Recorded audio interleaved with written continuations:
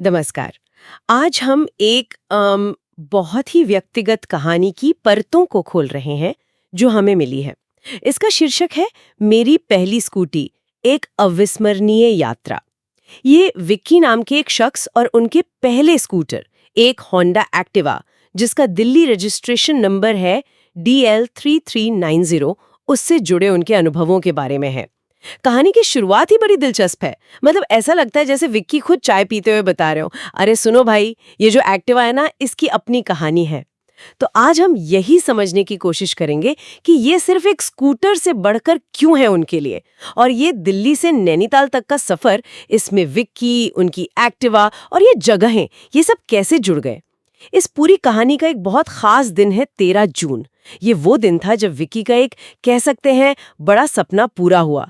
दिल्ली में कॉलेज के दिनों में वो अक्सर दूसरों को एक्टिवा चलाते देखते थे और मन में सोचते थे, काश मेरी भी एक अपनी एक्टिवा हो, है ना, वो कॉलेज वाला सपना।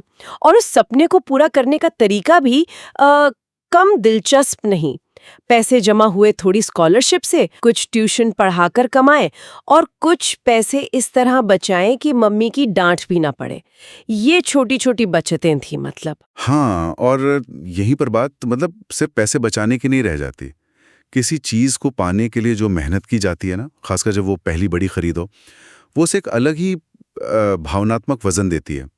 वो स्कूटर सिर्फ धातु और प्लास्टिक का ढांचा नहीं रहता फिर, बल्कि वो विक्की की लगन, उनके इंतजार और फिर सपने के सच होने का एक तरह से जीता जागता सबूत बन जाता है। ये उस बचत की कहानी है जो सिर्फ पैसों की नहीं बल्कि जज्बातों की भी थी। सही कहा, बिल्कुल। और वो खुशी तब समझ लीजिए दुगनी हो गई जब शोरूम से स्कूटर मिला और इसका नंबर आया DL3390। लेकिन दिल्ली में स्कूटर मिलना एक बात थी, असली रोमांच तो उसे नैनीताल ले जाने में था।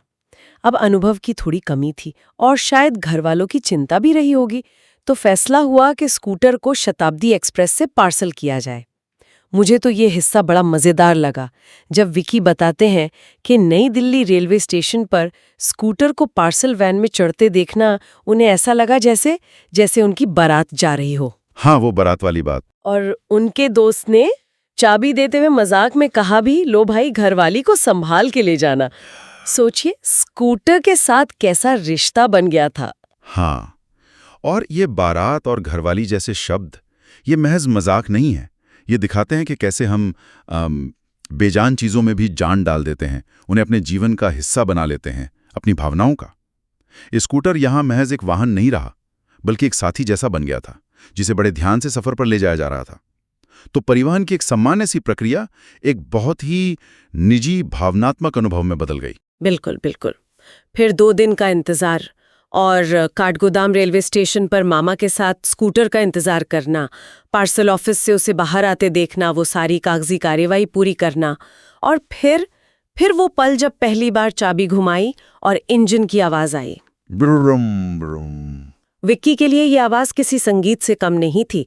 ये सारे पल उनकी यादों में हमेशा के लिए बस गए।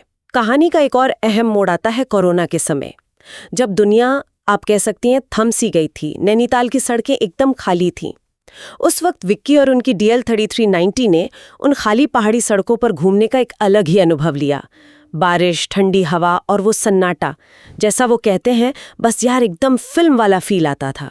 सोचिए, नैनीताल जैसा भीड़-भाड़ वाला हिल स्टेशन और सड़कें एकदम सुनसान। हाँ, और ये इस बात का बेहतरीन उदाहरण है कि कैसे जगह और हालात, मतलब किसी अनुभव को पूरी तरह बदल सकते हैं। वही नैनीताल, वही स्कूटर, लेकिन वो खाली सड़कें और वो खास माहौल, उसने उन राइड्स को अविस्मरणीय बना दिया।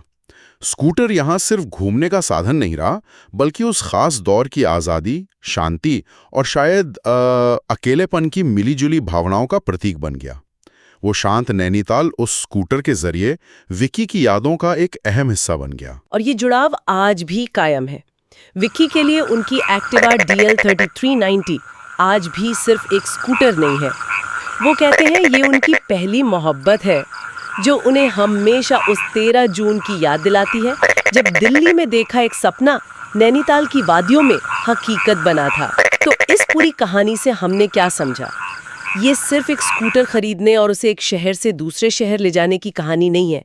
ये कहानी है एक सपने की, उसे पूरा करने की लगन की, छोटी छोटी खुशियों की, और कैसे एक मशीन जैसी चीज भी हमारी जिंदगी का, हमारी यादों का एक अहम हिस्सा बन सकती है। ये कहानी है विक्की की, उनकी एक्टिवा की, और दिल्ली से नैनीताल तक फैले उनके अनुभवों की। सही कहा। और ये हमें सोचने पर मजबूर करती है ना। सुनने वालों के लिए एक सवाल छोड़ जाते हैं यहाँ पर।